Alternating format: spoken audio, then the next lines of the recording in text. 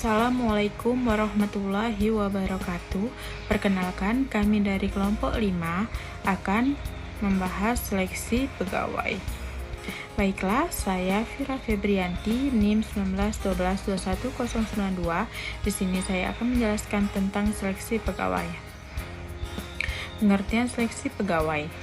Seleksi pegawai maksudnya adalah pemilihan tenaga kerja yang sudah tersedia. Seleksi pegawai pada dasarnya bertujuan untuk mendapatkan tenaga kerja yang memenuhi syarat dan memiliki kualifikasi yang sesuai dengan kebutuhan organisasi atau perusahaan. Tujuan seleksi adalah untuk mendapatkan tenaga kerja yang paling tepat untuk memangku sebuah jabatan tertentu.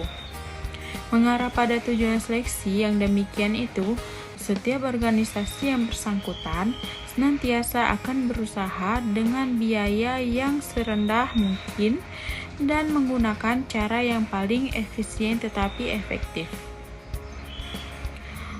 Metode pengandaan seleksi. Ada dua metode yang digunakan dalam mengadakan seleksi pegawai, yaitu yang pertama, metode non-ilmiah.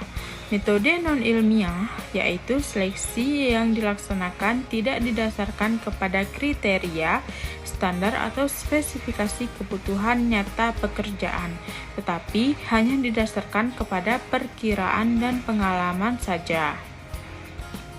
Seleksi ini tidak berpedoman kepada uraian pekerjaan dan spesifikasi pekerjaan dari jabatan yang akan diisi. Unsur-unsur yang diseleksi biasanya meliputi 1. Surat lamaran, 2. Ijazah terakhir dan transkrip nilai, 3. Keterangan surat pekerjaan dan pengalaman, 4. Referensi atau rekomendasi dari pihak yang dapat dipercaya, 5. Penampilan dan keadaan fisik. 2. Metode ilmiah. Metode ilmiah yaitu pengembangan seleksi non-ilmiah yang mengadakan analisis cermat tentang unsur-unsur yang akan diseleksi supaya diperoleh karyawan yang kompeten dengan penempatan yang tepat. Seleksi ilmiah dilaksanakan dengan cara-cara sebagai berikut.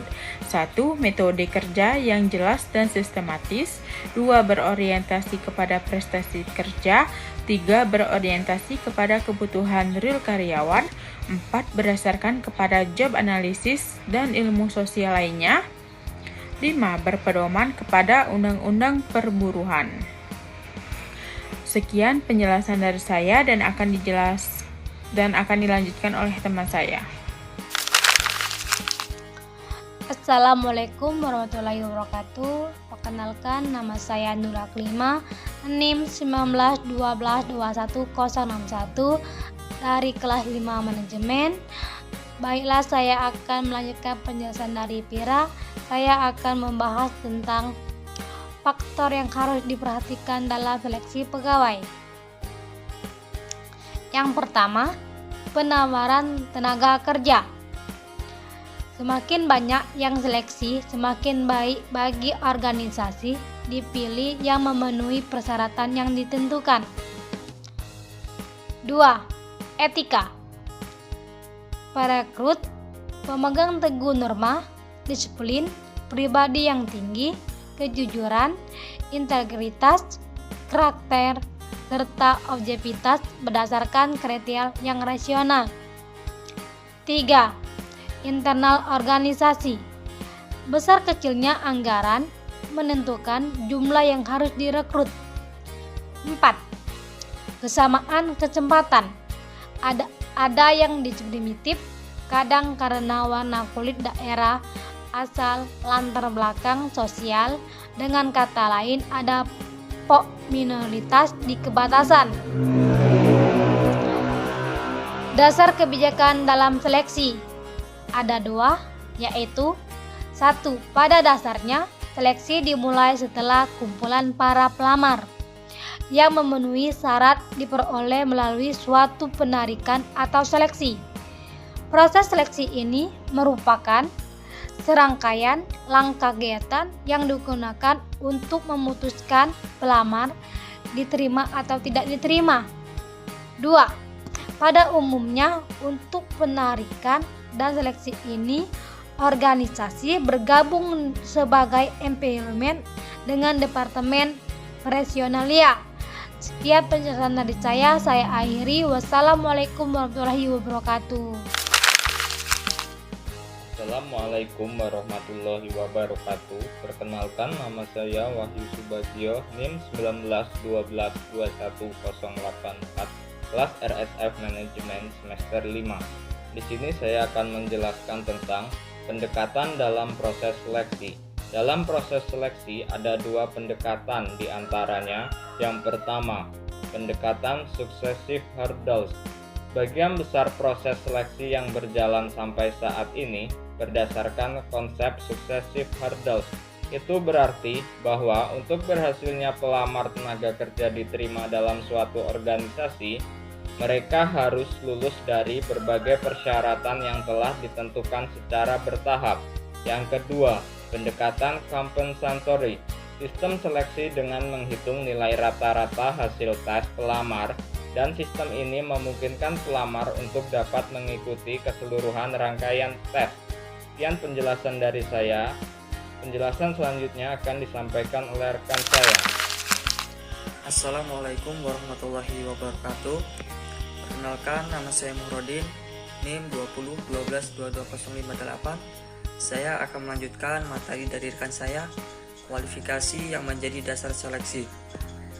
Proses seleksi sangat penting dalam memberikan penilaian akan sifat-sifat, watak, dan kemampuan para pelamar secara tepat, teliti, dan lengkap. Beberapa kualifikasi berikut ini menjadi dasar dalam proses seleksi. Yang pertama, keahlian merupakan salah satu kualifikasi utama yang menjadi dasar dalam proses seleksi. Penggolongan keahlian dapat dikemukakan sebagai berikut. 1. Technical skill, yaitu keahlian teknik yang harus dimiliki para pegawai pelaksana. 2. Human skill, yaitu keahlian yang harus dimiliki oleh mereka yang akan memimpin beberapa orang bawahan. Yang ketiga, concept skill, yaitu keahlian yang harus dimiliki oleh mereka yang akan memangku jabatan puncak pimpinan sebagai figur yang mampu mengkoordinasi berbagai aktivitas untuk mencapai tujuan organisasi. Kualifikasi yang kedua adalah pengalaman. Dalam proses pelamaran suatu pekerjaan, pengalaman pelamar cukup penting. Artinya, dalam suatu proses seleksi, suatu organisasi atau perusahaan cenderung akan memilih pelamar yang berpengalaman daripada yang tidak berpengalaman, karena dipandang lebih mampu melaksanakan tugasnya. Selain itu, kemampuan intelijensi juga menjadi dasar pertimbangan selanjutnya, sebab orang yang memiliki intelijensi yang baik biasanya orang yang memiliki kecerdasan yang baik juga. Faktor pengalaman saja tidak cukup untuk menentukan kemampuan seseorang pelamar dalam menyelesaikan tugasnya dengan baik. Kualifikasi yang ketiga adalah usia. Perhatian dalam seleksi juga ditunjukkan pada masalah usia para pelamar. Usia muda dan usia lanjut tidak menjamin diterima tidaknya seorang pelamar. Mereka yang memiliki usia lanjut, tenaga fisiknya relatif terbatas meskipun banyak pengalaman.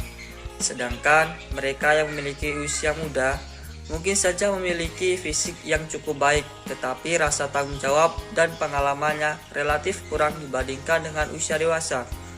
Oleh karena itu, yang terbaik pelamar yang berusia antara 25 sampai 30 tahun. Kualifikasi yang keempat adalah pendidikan. Kualifikasi pelamar merupakan cermin dari hasil pendidikan dan pelatihan sebelumnya, yang akan menentukan hasil seleksi selanjutnya dan kemungkinan penempatan dalam organisasi bila pelamar yang bersangkutan diterima. Tanpa adanya latar belakang pendidikan yang baik, maka proses pemilihan atau seleksi akan menjadi sulit. Kualifikasi yang kelima adalah kondisi fisik. Kondisi fisik seorang pelamar kerja turut memegang peranan penting dalam proses seleksi. Bagaimanapun juga, suatu organisasi atau perusahaan secara optimal akan senantiasa ingin memperoleh tenaga kerja yang sehat jasmani dan rohani. Kemudian memiliki postur tubuh yang cukup baik, terutama untuk jabatan-jabatan tertentu. Kualifikasi yang keenam adalah bakat.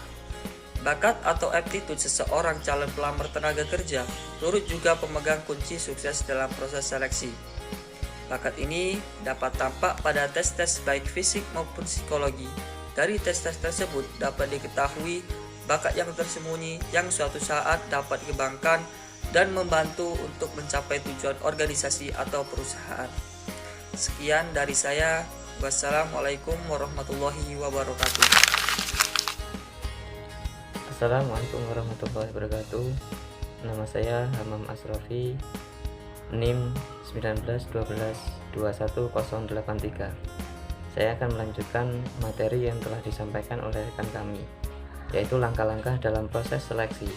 Yang pertama, penerimaan surat lamaran dalam kurung penerimaan pendahuluan. Proses seleksi merupakan jalur dua arah organisasi, memilih para karyawan dan para pelamar memilih perusahaan. Seleksi dimulai dengan kunjungan calon pelamar ke kantor personalia atau dengan permintaan tertulis untuk aplikasi. Bila pelamar datang sendiri, wawancara pendahuluan dapat dilakukan. Ini akan sangat membantu dalam upaya menghilangkan kesalahpahaman dan menghindari pencarian informasi dari sumber tidak resmi atau bisa dikatakan jalan belakang. Yang harus dilakukan adalah penerimaan surat lamaran dari calon pegawai yang akan direkrut. Untuk yang kedua yaitu tes penerimaan. Tes penerimaan sangat berguna untuk mendapatkan informasi yang relatif objektif tentang para pelamar. Tes di sini terdapat dua kategori, yaitu tes psikologi, tes kecerdasan yang menguji kemampuan mental pelamar dalam hal daya berpikir secara menyeluruh dan logis. Untuk yang kedua, yaitu tes pengetahuan yang menguji informasi atau pengetahuan yang dimiliki para pelamar. Pengetahuan yang diujikan harus sesuai dengan kebutuhan untuk pekerjaan. Sedangkan untuk poin yang ketiga, yaitu tes wawancara. Wawancara seleksi adalah percakapan formal dan mendalam yang dilakukan untuk mengevaluasi hal dapat diterimanya atau tidaknya seorang pelamar. Wawancara memiliki tingkat fleksibilitas tinggi karena dapat diterapkan baik terhadap calon diterapkan baik terhadap calon karyawan, manajerial atau operasional, keterampilan tinggi atau rendah maupun staf. Teknik ini juga memungkinkan informasi dua arah. Wawancara mempunyai dua kelemahan utama, reliabilitas dan validasi. Bagaimanapun, teknik wawancara penting dilakukan dalam proses seleksi karena efektivitasnya dapat dipercaya dan mempunyai fleksibilitas. Untuk yang keempat yaitu keputusan penerimaan. Apakah diputuskan oleh atasan langsung atau departemen personalia? Keputusan penerimaan menandai berakhirnya proses seleksi. Dari sudut pandang hubungan masyarakat, para pelamar lain yang tidak terpilih harus diberitahu. Departemen personalia dapat mempertimbangkan lagi para pelamar yang ditolak untuk lowongan-lowongan pekerjaan lainnya karena mereka telah melewati berbagai macam tahap seleksi. Mungkin cukup sekian penjelasan dari kami untuk materi ini. Selanjutnya akan dijelaskan oleh rekan kami. Terima kasih. Assalamualaikum warahmatullahi wabarakatuh. Assalamualaikum warahmatullahi wabarakatuh. Perkenalkan, nama saya Ria Asmarita, NIM 2012-22051. Saya mahasiswa semester 3 Siti Rahmania Sekayu, yang sekaligus perwakilan dari kelompok 5, yang mana pada kelompok kami menjelaskan materi itu mengenai seleksi pegawai. Nah, sebelumnya telah dijelaskan oleh rekan saya, Kak Asrofi, itu tentang langkah-langkah seleksi pegawai. Selanjutnya, setelah adanya langkah-langkah itu akan dihasilkan oleh hasil seleksi. Nah, hasil ini tuh menunjukkan bahwa pelamar yang diterima sebagai karyawan baru. Ketika masukan-masukan dan langkah-langkah seleksi diikuti secara benar, maka karyawan baru merupakan sumber daya manusia yang produktif. Kenapa bisa dikatakan seperti itu? Karena proses yang dilakukan dari awal sampai tahap akhirnya itu merupakan bukti proses yang selektif dan efektif. Nah, untuk mengevaluasi karyawan baru itu baik ataupun tidak, itu dibutuhkan yang namanya umpan balik. Nah, umpan balik ini tadi bisa mencakup beberapa informasi mengenai kepuasan karyawan, prestasi kerjanya, perputaran dan absensinya, kegiatan serikat kerjanya, dan juga sikap penyelia. Umpan balik yang konstruktif itu juga harus dihasilkan dan diperoleh dari beberapa pertanyaan nih, seperti contohnya nih, bagaimana karyawan baru ini bisa menyesuaikan diri terhadap organisasinya, bagaimana sih karyawan baru ini bisa bersikap terhadap pekerjaannya, bagaimana dia bisa melaksanakan pekerjaannya, bagaimana dia bisa memperhatikan pekerjaannya. Nah, jawaban-jawaban dari beberapa pertanyaan tersebutlah yang dapat memberikan atau bisa kita namakan yang namanya umpan balik tentang karyawan baru dan proses seleksinya. Nah, itulah sedikit materi yang dapat saya sampaikan. Kurang dan lebihnya saya mohon maaf. Saya akhiri. Wassalamualaikum warahmatullahi wabarakatuh.